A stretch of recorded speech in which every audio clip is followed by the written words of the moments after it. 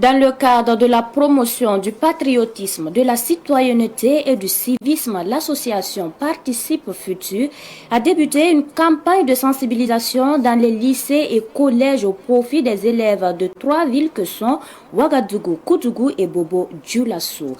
Léguer aux générations futures une société de paix, c'est entre autres l'objectif de l'association. Les détails à suivre dans ce savant soir. Et puis, une trentaine de militants de la Fédération des syndicats des travailleurs et auxiliaires du transport sont actuellement en session de formation à Ouagadougou. L'objectif principal de cette formation est d'améliorer l'efficacité des actions syndicales. On en parle également. Au sommet de cette édition, les jeunes du quartier de Toïban, dans l'arrondissement 5 de Ouagadougou, haussent le ton contre l'occupation d'une réserve publique par un particulier. Ils ont manifesté hier à Toïban pour donner de la voix. Des précisions à suivre dès l'ouverture de ce journal. Ce sont les principaux titres de cette édition. Mesdames et messieurs, bonsoir et merci de nous choisir pour vous informer. Bienvenue à tous. Je vous l'annonçais en titre. Les jeunes du quartier Toïben dans l'arrondissement 5 de Ouagadougou ont manifesté hier contre l'occupation d'un terrain dans le quartier. Pourtant, les occupants disent disposer des documents permettant de mettre en valeur le terrain. Abdoulaye Kinda a approché les deux camps. Chaude matinée hier dans le quartier Toïben, dans l'arrondissement 5 de Ouagadougou. La propriété d'un terrain de 7494 mètres carrés divise dans le quartier. D'un côté, les jeunes du quartier et l'autre côté, ceux qui disent détenir tous les documents qui attestent que le terrain est leur propriété. Eux sont d'ailleurs en sentier. Les riverains tonnent un autre son de cloche. Le terrain a été aménagé pour eux depuis les lotissements de 1986. Depuis que le quartier était un non-loti, nos parents, nos aînés, ils jouaient au ballon dans l'espace de l'aéroport. En ce moment, l'aéroport, il n'y avait pas une clôture. Quand il y a eu le lotissement, ils ont enlevé ce terrain qui est une réserve administrative jusqu'à présent. Vous partez au cadastre, c'est toujours une réserve administrative. On a enlevé les génies militaires pour venir racler et en faire un terrain pour le quartier. Parce qu'on voulait mettre une clôture au niveau de l'aéroport, on ne pouvait plus y jouer. Et depuis longtemps, nous jouons sur ce terrain. Entre-temps, il y a un monsieur qui s'est présenté avec une attestation provisoire d'attribution. Mais dans nos investigations, nous avons vu qu'il y a des failles dans cette attribution. Premièrement, il n'y a pas eu de déclassement. Ensuite, que le délai de mise en valeur, c'est 5 ans. Il n'a même pas respecté ce délai. Sans mettre en valeur, il a cédé à une autre personne. Et c'est ce dernier qui veut investir. Donc vous voyez qu'il y a une succession d'irrégularités. Et nous ne pouvons accepter ça. Pour le camp adverse, qui n'est autre que l'Institut supérieur de technologie IST, le terrain a été acquis suivant toutes les procédures depuis 2013. Il s'agit d'un terrain que nous avons acquis en 2013 à l'effet de construire notre institut ici. Juste après l'acquisition par des voies normales devant un notaire, et nous avons fait tous nos plans et entamé les démarches administratives qu'il faut jusqu'à obtenir l'autorisation de construire. Et quand nous sommes déjà venus pour implanter l'autorisation de construire, des gens se sont opposés en disant qu'il s'agit d'un terrain de football. On est allé en justice, la justice nous a donné raison. Et nous sommes là aujourd'hui pour l'application de la décision de justice. Essayer de faire un mur autour de notre terrain qui nous appartient légalement. Pour les jeunes du quartier Toïben, il y a des irrégularités dans l'acquisition du terrain. Et pour eux, la justice n'a pas dit son dernier mot sur cette affaire. Nous manifestons notre mécontentement parce que le droit n'a pas été dit. C'est aussi simple que ça.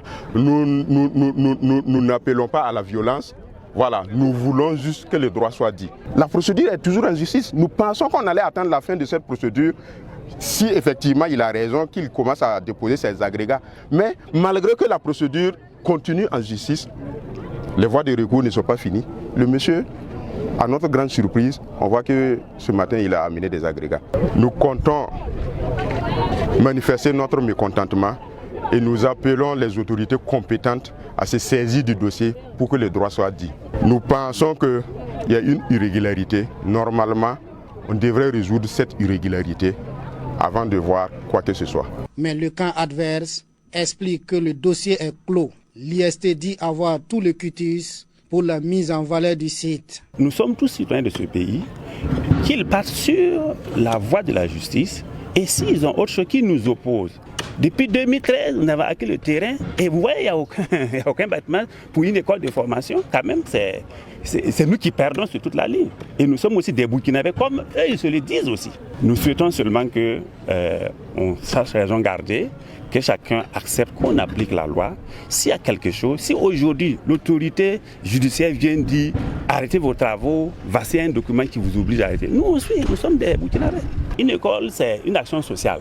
Nous ne voulons pas que notre installation génère des mésententes. C'est ce que nous avons fait depuis lors pour négocier avec eux. Les jeunes du quartier Toyiben comptent sur l'intervention des autorités afin que cette réserve n'échappe pas à la population. Elle est le seul lieu qui accueille les manifestations populaires dans le quartier. Et puis Tougan, une commune située dans la province du Sourou, dans la région de la boucle du Mouroun, accueille près de 36 000 personnes déplacées internes. Dans le passé, cette commune avait traversé des périodes difficiles liées au terrorisme. Mais à présent, les choses semblent s'améliorer, mais beaucoup reste à faire, selon les premiers responsables de la commune. Issa Kaboro, premier vice-président de la délégation spéciale de Tougan, nous en dit plus. Il est au micro de Ruben Wilson Kodio. Il y a eu des moments où c'était très difficile.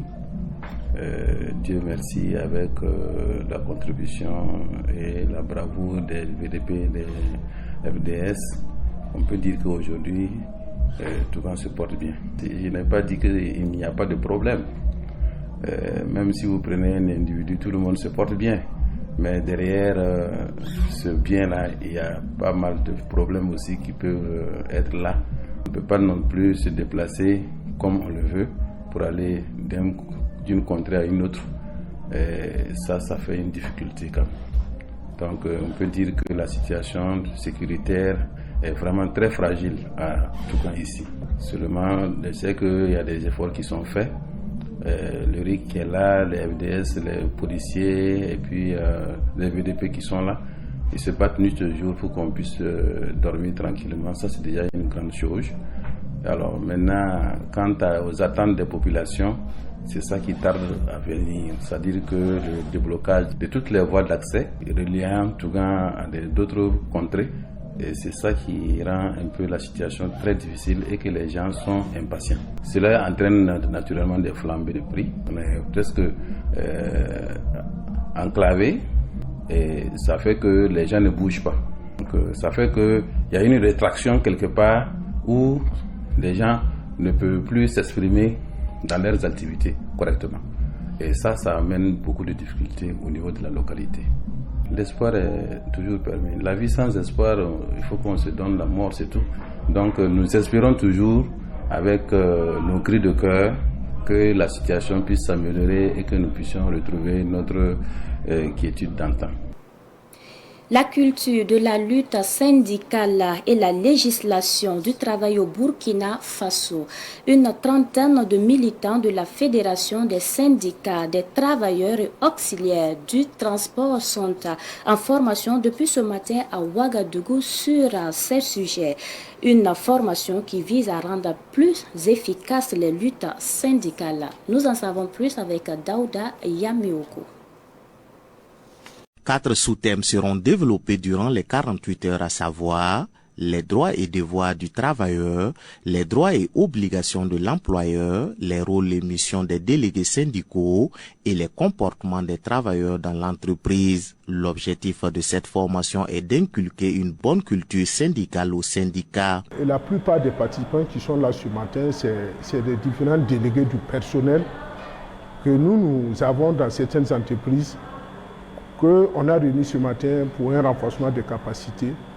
Et ce renforcement des capacités-là, dans un premier temps, c'est sur la législation en fait, du travail, pour leur permettre de s'acquérir en fait, des bases légales, en fait, de pouvoir défendre les travailleurs au sein de les entreprises. On attend vraiment des délégués aguerris en fait, en matière de législation du travail. Ça, c'est un premier point. Deuxièmement, être responsable vis-à-vis en fait, de les entreprises, servir, défendre les travailleurs dans l'art des choses, tout en respectant en fait toute la procédure législative. Cette formation entre dans le cadre des activités annuelles de la Fédération. Plusieurs autres activités sont en cours, dont le plaidoyer sur la convention collective. C'est parti pour 3 semaines de sensibilisation des élèves des lycées et collèges sur le patriotisme. La campagne de sensibilisation est portée par l'association Participe Futur. Elle concerne les villes de Ouagadougou, Koudougou et Bobo-Dioulasso. Le lancement est intervenu au lycée technique national ex-LTO. Plus de précisions avec Nouriatou Nombri. Cette première édition de la campagne citoyenne de l'association Participe Futur s'inscrit dans le cadre de la promotion du patriotisme au regard du contexte sécuritaire difficile que traverse le Burkina Faso. Cette campagne de sensibilisation s'articule autour d'une série de sensibilisations sur le civisme dans les lycées et collèges de Ouagadougou, Koudougou et Bobo-Dioulasso. Participe Futur, c'est une association d'éducation citoyenne et nous avons pensé donc à organiser une série donc de sensibilisation sur la citoyenneté parce que nous faisons face à un contexte sécuritaire assez instable et c'est très important que les jeunes se mobilisent autour des valeurs, donc des valeurs de la citoyenneté. Donc c'est dans ce sens-là que nous avons décidé donc d'organiser cette activité et passer dans les établissements secondaires à Ouagadougou, à Bobo-Dioulasso et à Koudougou. Pour l'instant, c'est la première édition, raison pour laquelle on a ciblé ces 3 villes-là et surtout parce que nous avons déjà des membres de l'association, des démembrements dans ces villes. Ça sera principalement des séries d'échanges entre les élèves et les panélistes sur la citoyenneté, la thématique de la citoyenneté, sur le civisme et également sur les droits humains. Donc nous avons des panélistes très engagés au niveau du ministère de la Justice qui accompagneront bien sûr l'événement dans les villes. Boubacar Savadogo, ministre des Sports, de la Jeunesse et de l'Emploi, salue l'initiative et encourage les autres associations à emboîter le pas. Avec une jeunesse qui n'est pas engagée, une jeunesse qui ne sait pas ce que c'est que le respect, une jeunesse qui ne sait pas ce que c'est que le patriotisme, une jeunesse qui ne sait pas ce que c'est que la citoyenneté, n'est pas une jeunesse qui peut contribuer valablement à la construction de son pays. Et nous avons au sein de nos établissements une frange très importante de cette jeunesse-là. On peut s'appuyer sur elle pour qu'elle puisse non seulement recevoir ces messages au sein de ces joyaux, pour permettre à ceux qui vont sortir plus tard de véhiculer ces messages dans leur famille, dans leur quartier et aussi de grandir avec parce que nous avons ces personnes que nous sommes en train de former qui vont devenir les leaders de demain et il est très important que ces messages puissent être passés très tôt avant que des illusionnistes, des vendeurs d'illusions ne puissent passer pour les embrigader avec des idées qui ne sont pas nobles. Cette campagne se déroule sous le thème « Jeunesse et éveil citoyen, unité et culture de la tolérance pour un Burkina plus apaisé ». Autre sujet pour poursuivre ce savant soir. Aujourd'hui, 17 avril 2024, marque la célébration de la Journée mondiale de l'hémophilie. Cette année, l'événement est placé sous le thème « Accès équitable pour tous les troubles de la coagulation ». La vision de la Fédération mondiale de l'hémophilie est l'événement d'un monde où toutes les personnes atteintes de troubles hérités de la coagulation auraient un accès universel aux soins, sans distinction de type de trouble, de genre, d'âge ou de lieu de résidence. L'actualité sportive à présent. Le Paris Saint-Germain a éliminé le FC Barcelone hier soir en quart de finale de la Ligue des Champions. En match aller, le PSG avait été battu par les Catalans. Cette fois-ci, le club de la capitale française dompte le Barça sur le score de 4-1. Retour sur ce match avec Alphonse Ouedraogo. Oui, le Barça est à terre. Après sa victoire de 3-2 au Parc des Princes au match aller des quarts de finale de la Ligue des Champions, les Catalans tombent devant leur public sur le score sans appel de 4-1. En cette soirée du match retour, les choses sont allées vite et même très vite. Bien rentrés dans leur rencontre, les Parisiens ont été cueillis à froid avant la fin du premier quart d'heure. Un peu trop léger dans son pressing, Nuno Mendes se fait déborder par le jeune Lamine Yamal qui centre fort au premier poteau. Et c'est le héros du match aller, Rafinha, qui reprend victorieusement le ballon et plante le premier tir catalan de la rencontre. En supériorité numérique, après un carton rouge discutable, c'est selon, et copié par Donald Araujo, le Paris Saint-Germain reprend confiance et se relance grâce à Ousmane Dembélé, plus en jambes, qui envoie une frappe lourde au deuxième poteau qui finit au fond des filets à la 40e minute. À la 54e minute, Vitinha servi par Achraf Hakimi double la mise 2-1. Le Barça sera crucifié à la 61e minute et à la 89e minute par l'attaquant parisien Kylian Mbappé qui a été l'homme de lui-même au match aller. À cette rencontre qui s'est soldée par un score de 4-1, l'entraîneur du Barça, Xavi Hernandez, a terminé le match hors des gradins après avoir écopé d'un carton rouge à la suite de plusieurs plaintes contre l'arbitrage. Le centre de formation Sky Academy Kwanda Adama organise du 22 juin au 31 août prochain la première édition du tournoi international de l'intégration des pays membres de l'AES. Une collection qui réunira des équipes U14 et U16 des différentes régions du Burkina Faso. Elle connaîtra également la participation des équipes du Mali et du Niger. Le comité d'organisation a rencontré la presse lundi dernier pour dérouler le programme de cette compétition. Ruben Wilson Koudio. Ce sont plus de 600 enfants et adolescents qui prendront part à cette première édition du tournoi international de l'intégration des pays membres de l'AES. Cette compétition vise à mettre en lumière les talents des enfants des FDS et VDP tombés au front et aussi les enfants défavorisés. Elle se jouera en 2 phases. La phase nationale et internationale. C'est une compétition qui va se dérouler sur 2 phases.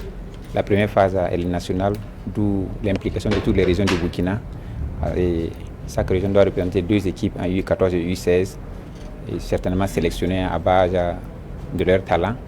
Et ensuite, ils vont se retrouver à Ouagadougou à partir du 21 juin, puisque c'est le 21 juin qu'on va accueillir les équipes au niveau de Ouagadougou. Et le 22 juin, maintenant, on va commencer la compétition en quelque sorte.